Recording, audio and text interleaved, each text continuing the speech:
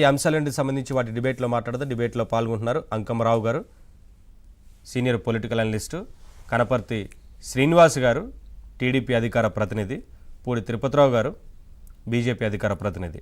అందరికీ నమస్కారం అండి, వెల్కమ్. నమస్కారం సార్.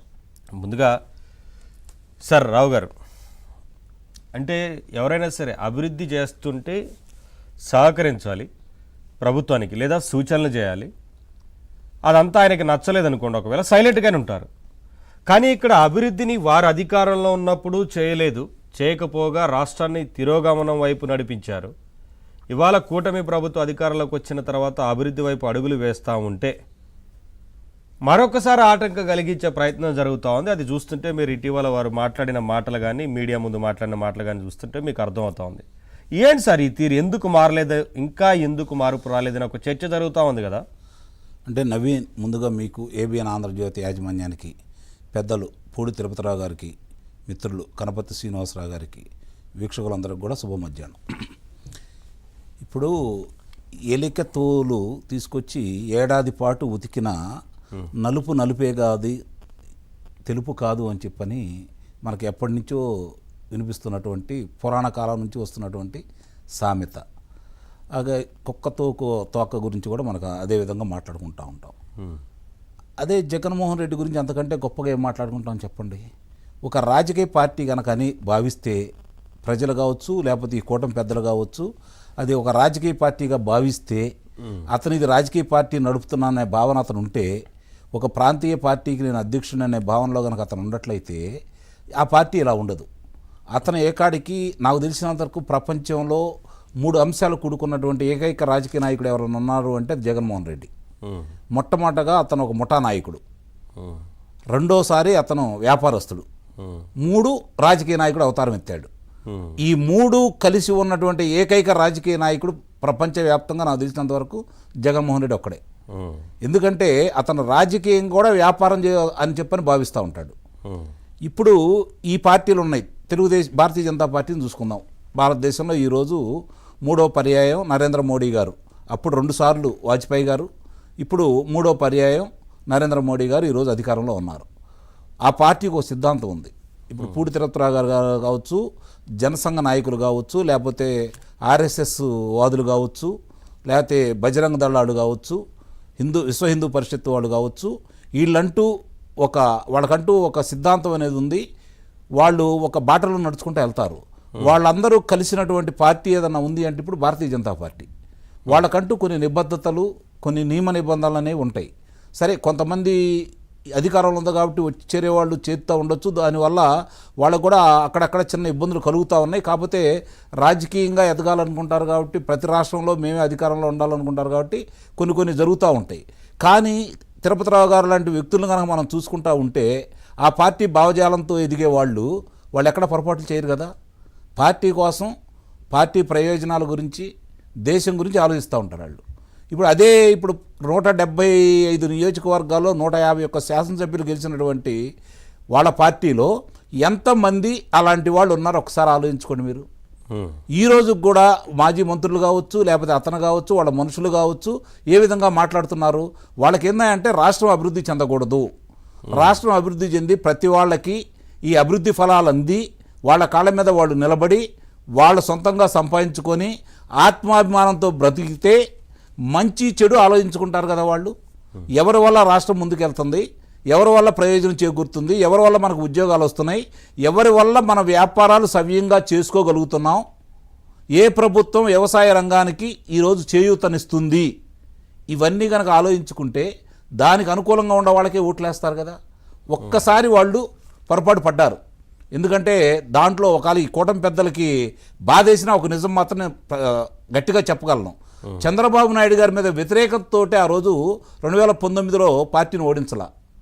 శాసనసభ్యులు చేస్తున్నటువంటి అక్రమాలు, కొన్ని అసాంఘిక కార్యక్రమాలకి ప్రజలు వాళ్ళకి వ్యతిరేకంగా ఇచ్చినటువంటి తీర్పుగా భావించాలి.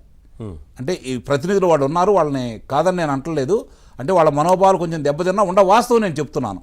ఎందుకంటే ఈరోజు మనం కొన్ని వాస్తవాలు తెలుసుకోవాలి. ఎందుకంటే అవతల ఉన్నటువంటి వ్యక్తి ఈరోజు వీళ్ళతోటి సరిసమానం కాదు కదా. భారతీయ జనతా పార్టీతోటో లేకపోతే ఈరోజు తెలుగుదేశం పార్టీతో సరిసమానమైన వ్యక్తి అయితే కాదు. అతను ఏకాడికి ఏమనుకుంటున్నా అంటే నాకు తెలిసిన పరిభాషలో నేను చెప్తాను, ఈరోజు మోడీ గారు కావచ్చు, చంద్రబాబు నాయుడు గారు కావచ్చు, భారతదేశంలో మొదటి ర్యాంకు హోల్డర్స్ వీళ్ళిద్దరు. వాళ్ళు ఎగ్జామ్స్ రాస్తే 100% మార్కులు వస్తాయి వాళ్ళిద్దరికి. కానీ వాళ్ళతోటి సరిదూగాలని మిగిలిన వాళ్ళు పోల్చుకుంటా ఉంటే, ముఖ్యంగా ఈరోజు జగన్మోహన్ రెడ్డి గురించి కన్నా మనం చూసుకుంటా ఉంటే, ప్రిన్సిపాల్ని బెదిరించి అక్కడికి వచ్చినటువంటి పరీక్ష ఎవరైతే ఉంటారో అధికారులు ఉంటారు కదా, ఎట్లా పరీక్ష జరుగుతుందని చెప్పి చూసే అధికారులు ఉంటారు కదా, వాళ్ళని బెదిరించి 36 మార్కులు తెచ్చుకున్న వ్యక్తి జగన్మోహన్ రెడ్డి. స్వతంత్రంగా అతను పరీక్షలు రాసి ఉత్తీర్ణుడైన వ్యక్తి అయితే కాదు, గాలివాటంగా వచ్చినటువంటి వ్యక్తి అతను. 100% వచ్చినటువంటి వ్యక్తులు వీళ్ళతో పోల్చుకోవడానికి ప్రయత్నం చేస్తున్నాడు. ఎందుకు? వీళ్ళ స్థాయి తగ్గించాలని ప్రయత్నం చేస్తున్నాడు. నిజంగానే దౌర్భాగ్యం ఏంటంటే ఈరోజు ఆంధ్ర రాష్ట్రంలో అలాంటి నాయకుడితోటి ఈ కూటమి ప్రభుత్వం పోటీకి సిద్ధం కావటం, ఇది నిజంగానే చాలా దౌర్భాగ్యం. మీకు ఈ వైఖరి చూస్తా ఉంటే ఏమనిపిస్తుంది? దానికే వస్తాను నేను, ఎందుకంటే కొంత విషయాలు కూడా తెలియాలి కదా. అవునవును. ఇప్పుడు ఏమన్నాడు, ఈ పీపీలకు సంబంధించి ఏదైతే ఉన్నాయో, అంటే ఇప్పుడు మెడికల్ కాలేజీలకు సంబంధించి అతను ఒక మాట మాట్లాడాడు. ఏమని మాట్లాడాడు? నేను మళ్ళీ అధికారంలోకి వస్తే మీరు కనుక ఎవరన్నా టెండర్లో పాల్గొనే వాళ్ళు ఎవరన్నా ఉండి కనుక పాల్గొనుంటే మేము అధికారంలోకి వచ్చిన తర్వాత మీ సంగతి తెలుస్తాం, ఎన్నిక తీసుకుంటాం అని చెప్పి బెదిరింపు ధోరణితో మాట్లాడాడు. అయ్యా జగన్మోహన్ రెడ్డి, ఈ కూటమి ప్రభుత్వానికి ఇంకా 1369 రోజులు పరిపాలించే అవకాశం ఉంది. 1369 రోజులు పరిపాలించే అధికారం ఉంది. 1300 రోజులు అభివృద్ధి గురించి ఆలోచించేసి 69 రోజులు నీ గురించి ఆలోచిస్తే నువ్వేమైపోతావు? ఒకసారి ఆలోచించుకో. 69 రోజులు నీ గురించి ఆలోచిస్తే నువ్వేమైపోతావు? 1300 రోజులు వీళ్ళ అభివృద్ధి గురించి ఆలోచించేసి. ఇంకో విషయం చెప్తా, నీ తండ్రికి సంబంధించి ఈరోజు దీని గురించి మాట్లాడుతున్నాం కదా, రఘురామ్ సిమెంట్ అనే దాని మీద 2009లో వైఎస్ఆర్ 774 ఎకరాలు ఎర్రగుంట్ల అనే చోట కేటాయించడం కూడా జరిగింది. దానికి నీకు నిబంధనలు LOA వచ్చిన తర్వాత కూడా ప్రభుత్వానికి తెలియకుండా భారతీయ సిమెంట్కి బదలాయించేసావు. ఈరోజు ఈ ప్రభుత్వం కనుక తీవ్రంగా నిర్ణయం తీసుకుంటే ఒక్క కలంపోటుతోటి చంద్రబాబు నాయుడు గారో లేకపోతే మాధవ్ గారో లేకపోతే పవన్ కళ్యాణ్ గారో ముగ్గురు కలిసి కూర్చొని ఒక ఆలోచన చేసి ఒక కలంపోటుతోటి కనుక దాన్ని రద్దు చేపిస్తే నీ పరిస్థితి ఏంటి? నీకు సరస్వతి సిమెంట్కి పవర్ కార్పొరేషన్కి సంబంధించి సున్నపరాయి సంబంధించి 614 ఎకరాలు సున్నపరాయిని నీకు కేటాయించుకోవడం కూడా జరిగింది. నువ్వు వచ్చిన తర్వాత నిబంధనల విరుద్ధంగా నువ్వు తీసుకోవడం కూడా జరిగింది. దాని గురించి ఇలా ఆలోచిస్తే నీ పరిస్థితి ఏంటి? అలాగే ఇందాక నేను చెప్పినట్టు 69 రోజులు నీ గురించి ఆలోచిస్తే, రాజకీయాల గురించి కనుక వీళ్ళు చేస్తే మీ పరిస్థితి ఏంటి? ఈరోజు ఎవరిని బెదిరిస్తున్నావు నువ్వు? ఏ విధంగా బెదిరిస్తున్నావు? అందుకే నేను చెప్పాను 1369 రోజులు ఈ కూటమి ప్రభుత్వం ఇంకా అధికారంలో ఉండడానికి అవకాశం ఉంది. ఇప్పటికీ 14 నెలల 29 రోజులైంది వీళ్ళు అధికారంలోకి వచ్చి. 14 నెలల 29 రోజులైంది వీళ్ళు అధికారంలోకి వచ్చి. రేపు పొద్దున 1369 రోజులు వీళ్ళు ఇంకా అధికారంలో ఉండాలి. ఈరోజు ఈ విధంగా సూపర్ 6 నిన్న జరిగిన కార్యక్రమం చూసుకుందామండి, ఎంత అద్భుతంగా జరిగింది. ప్రజలు ఏ విధంగా స్పందించారు అంటే, సభలు నేను ప్రామాణికంగా భావించట్లా, అది కూడా నేను చెప్తున్నాను. సభలు ప్రామాణికంగా నేను భావించట్లా, అవి ఎప్పుడు ఎన్నికల ముందు. కానీ ఇప్పుడు అలా కాదు కదా, ఎన్నికలు ఇంకా 3 సంవత్సరాల తర్వాత ఉన్నాయి.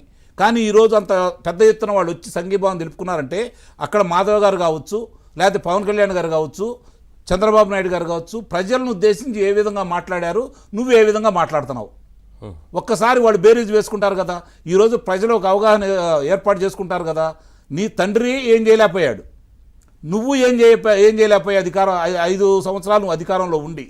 మరి ఈరోజు రేపు వచ్చిన తర్వాత ఏం చేస్తావు? నువ్వు వచ్చేది ఎప్పుడు? ఇదే పరిశ్రమ, కియా పరిశ్రమ, అదే కియా పరిశ్రమ ఏర్పాటు చేసే సందర్భంగా నువ్వు పాదయాత్రలో మొదలుపెట్టినప్పుడు ఆ ప్రాంతంలోకి వచ్చేసి, నేను అధికారంలోకి వస్తే ఈ పరిశ్రమకి ఇచ్చినటువంటి భూములు తిరిగి ఎన్నికి మీకు ఇచ్చేస్తాను అని చెప్పని ఆ రోజు కూడా మాట్లాడావు కదా. ఇప్పటి వరకు ఇదే తంతు కదా. కాబట్టి ప్రజలైతే ఒక అవగాహనతో ఉన్నారు, స్పష్టమైనటువంటి నిర్ణయంతో ఉన్నారు. వీళ్ళు అభివృద్ధి ఫలాలతో పాటు అలాగే సంక్షేమాలు కూడా సమపాళ్ళలో తీసుకెళ్తున్నారు. కాబట్టి చంద్రబాబు నాయుడు గారికి, పవన్ కళ్యాణ్ గారికి, అలాగే భారతీయ జనతా పార్టీ కూటమికి కూడా ఈరోజు పరిస్థితి అర్థమవుతుంది. కాబట్టి పొరపాటు చేస్తున్న వాళ్ళని ఇప్పుడే గమనించారు. కాబట్టి సంవత్సరం ముందే ఇది మంచి పరిణామం. 2014 నుంచి 2019 వరకు ఇలాంటి పరిణామం జరగలేదు. వాళ్ళని ఎంతో కొంత కట్టడి చేయాల్సిన బాధ్యత అయితే ఈ కూటమి పెద్దల మీద ఉందని అయితే నిస్సందేహంగా చెప్పగలుగుతున్నాను. మీరు మంచి పనులు చేస్తున్నారు. మీలో చేస్తున్నటువంటి పొరపాట్లు చేసే వాళ్ళని గుర్తించేసి వాళ్ళకి అధికారాలు కత్తెరేసేసి, ఇంకోటి కూడా చెప్తున్నాను, ఈరోజు అధికారులు మీకు సహకరించట్లేదని చెప్తున్నారు కదా. అధికారులు సహకరించట్లేదు కాబట్టి గ్రూప్ 1, గ్రూప్ 2 పరీక్షలు నిర్వహించండి. సమర్థులైన యువతి యువకులు పారదర్శకంగా పరీక్షలు నిర్వహిస్తే వాళ్ళు వస్తారు కదా, వాళ్ళకి బాధ్యతలు అప్పచెప్పండి, వీళ్ళని పక్కన పెట్టండి. మీరు అనుకున్న విధంగా ముందుకెళ్తారా లేదా, ఇది ఆలోచించుకోవాలని చెప్పని ఈ కూటమి పెద్దలకి మీ ద్వారా. సరే, ఏదైనా మీరు కొన్ని చెప్పినట్లుగా అప్రమత్తంగా ఉండాల్సిన అవసరం ఉంది కొన్ని విషయాల్లో. శ్రీనివాస్ గారు ఏం చెప్తారు సార్?